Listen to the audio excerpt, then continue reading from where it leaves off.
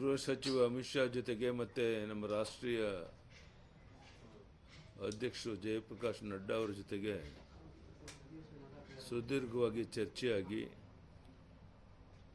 ಉಳಿದ 5 ಕ್ಷೇತ್ರಗಳ ಬಗ್ಗೆ ಸಾಕಷ್ಟು ಚರ್ಚೆ ಆಗಿದೆ. ಅಂತಿಮವಾಗಿ ಪ್ರಧಾನಿಯವರ ಜೊತೆ ಸಮಾಲೋಚನೆ ಮಾಡಿ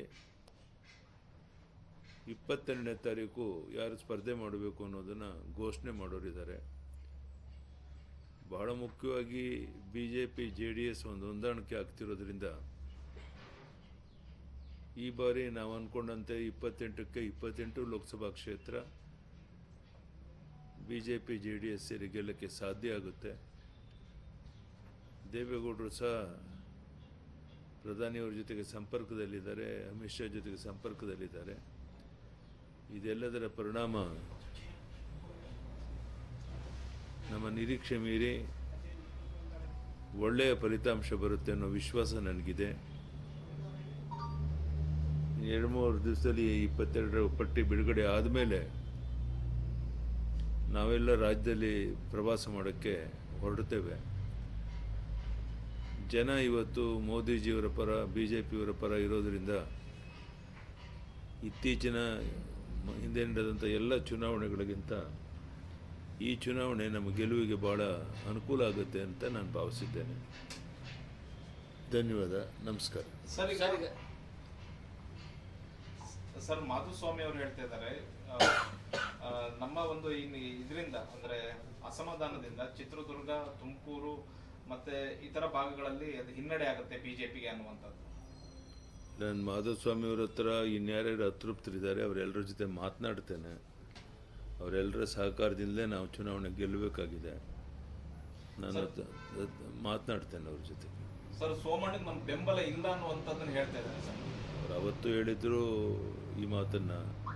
ಯಾಕೆಂದರೆ ಅವರೊಬ್ಬರು ಚುನಾವಣೆಗೆ ನಿಲ್ಲಬೇಕು ಅಂತ ಅಪೇಕ್ಷೆ ಇದ್ದದ್ರಿಂದ ಆ ಥರ ಮಾತಾಡಿದ್ದಾರೆ. ಅವ್ರ ಜೊತೆ ಮಾತನಾಡಿ ಎಲ್ಲವನ್ನು ಸರಿ ಮಾಡುವಂಥ ಪ್ರಯತ್ನವನ್ನು ಮಾಡ್ತೇವೆ. ಸರ್, ಈಗ ಕೊಪ್ಪಳದಲ್ಲಿ ಸಂಗಣ್ಣ ಕರಡಿ ಅವರು ಇವತ್ತು ಸುದ್ದಿಗೋಷ್ಠಿಯನ್ನ ಮಾಡಿ ನಮ್ಮ ನಿರ್ಧಾರ ಹೇಳ್ತೀವಿ ಅಂತ ಹೇಳಿದ್ದಾರೆ. ಯಾವ ನಾಯಕರು ನೀವು ಯಾರು ಭೇಟಿ ಮಾಡಿಲ್ಲ, ಅವರಿಗೆ ಕಾಲ್ ಮಾಡಿಲ್ಲ ಅಂತ? ನಾನೇ 4-5 ಬಾರಿ ಕಾಲ್ ಮಾಡಿದ್ದೇನೆ, ಮಾತನಾಡಿದ್ದೇನೆ. ನನಗನ್ಸುತ್ತೆ ಕರಡಿ ಸಂಗಣ್ಣ ಅವರು ನಮ್ಮ ನಿಷ್ಠಾವಂತ ಪಕ್ಷದ ಮುಖಂಡರು. ಯಾವ ಕಾರಣಕ್ಕೂ ಆ ರೀತಿ ಒಂದು ನಿರ್ಧಾರಕ್ಕೆ ತಗೊಳ್ಬಾರ್ದು ಅಂಥೇಳಿ ಅವರಲ್ಲಿ ವಿನಂತಿ ಮಾಡ್ತೇನೆ. ಬಹುಶಃ ಅವ್ರು ನಮ್ಮ ಜೊತೆಗೆ ಇರ್ತಾರೆ. ಮುಂದೇನೂ ಸಹ ಒಂದು ಒಳ್ಳೆಯ ಅವಕಾಶವನ್ನು ಹಿರಿಯ ಮುಖಂಡರಾಗಿರೋಂಥ ಮಾಡಬೇಕಾಗತ್ತೆ. ಅದನ್ನು ಮಾಡೋಕ್ಕೆ ನಾವು ಸಿದ್ಧ ಇದ್ದೇವೆ. ಅದಕ್ಕೆ ಅವ್ರು ನಾವು ವಿನಂತಿ ಮಾಡ್ತೇನೆ, ಯಾವುದೇ ರೀತಿಯ ಒಂದು ನಿರ್ಧಾರ ತಗೊಳ್ಬಾರ್ದು ಅಂತ ವಿನಂತಿಯನ್ನು ಮಾಡ್ತೇನೆ. ಸರ್, ಈಶ್ವರಪ್ಪ ಅವರು ಹೇಳಿದ್ದಾರೆ, ಲೋಕಸಭೆ ಚುನಾವಣೆ ನಂತರ ವಿಜಯೇಂದ್ರ ಅವರು ರಾಜ್ಯಾಧ್ಯಕ್ಷ ಸ್ಥಾನವನ್ನು ಬಿಟ್ಟು ಇಳಿಬೇಕಾಗುತ್ತೆ, ಅಂತ ಪರಿಸ್ಥಿತಿ ಉದ್ಭವ ಆಗುತ್ತೆ ಅನ್ನುವಂಥದ್ದು ಹೇಳಿದ್ದಾರೆ. ಅಣ್ಣ, ಈ ರೀತಿಯ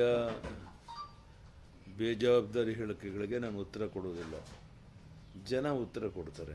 ವಿಜಯಣ್ಣ ಏನು ರಾಜ್ಯದ ಅಧ್ಯಕ್ಷರಾದ ಮೇಲೆ ಪಕ್ಷ ಯಾವ ರೀತಿ ರಾಜ್ಯದಲ್ಲಿ ಬೆಳೀತಾ ಇದೆ ಇದೆಲ್ಲವೂ ಗೊತ್ತಿರುವಂಥ ಸಂಗತಿ. ಈಶ್ವರಪ್ಪನವರು ಅವ್ರ ಮಗನಿಗೆ ಸೀಟ್ ಸಿಗಲಿಲ್ಲ ಅನ್ನೋ ಒಂದೇ ಕಾರಣಕ್ಕೋಸ್ಕರ ನಮ್ಮ ಮೇಲೆ ಆರೋಪ ಮಾಡ್ತಾ ಇದ್ದಾರೆ. ಇದು ಸರಿಯಲ್ಲ. ಯಾವುದೇ ತೀರ್ಮಾನ ತಗೊಳ್ಳೋದಾದರೂ ಚುನಾವಣಾ ಸಮಿತಿಯಲ್ಲಿ ತಗೊಳ್ತಾರೆ. ಆ ತೀರ್ಮಾನ ಸರ್ವಸಮ್ಮತ ತೀರ್ಮಾನ ಆಗಿರುತ್ತೆ ಹೊರತು ಯಡಿಯೂರಪ್ಪ ವೈಯಕ್ತಿಕವಾಗಿ ಯಾವುದೇ ತೀರ್ಮಾನ ತಗೊಂಡಿಲ್ಲ. ಆದರೆ ಅನಗತ್ಯವಾಗಿ ಅವರು ಯಡಿಯೂರಪ್ಪನವ್ರು ನನ್ನ ಮಗನಿಗೆ ಸೀಟ್ ಕೊಡಿಸಿಲ್ಲ ಈ ಮಾತನ್ನು ಹೇಳ್ತಾ ಇದ್ದಾರೆ. ಬಹುಶಃ ಇನ್ನು 2-3 ದಿವಸದಲ್ಲಿ ಅವರು ಅರ್ಥ ಮಾಡಿಕೊಂಡು ಸರಿ ಹೋಗ್ತಾರೆ ಅಂತ ಭಾವಿಸಿದ್ರು. ನಿಮ್ಮನ್ನೇ ಟಾರ್ಗೆಟ್ ಮಾಡ್ತಾ ಇದ್ದಾರೆ ಸರ್. ಸ್ವಾಭಾವಿಕ, ಮಾಡಲಿ, ಏನು ಮಾಡೋಕ್ಕಾಗುತ್ತೆ.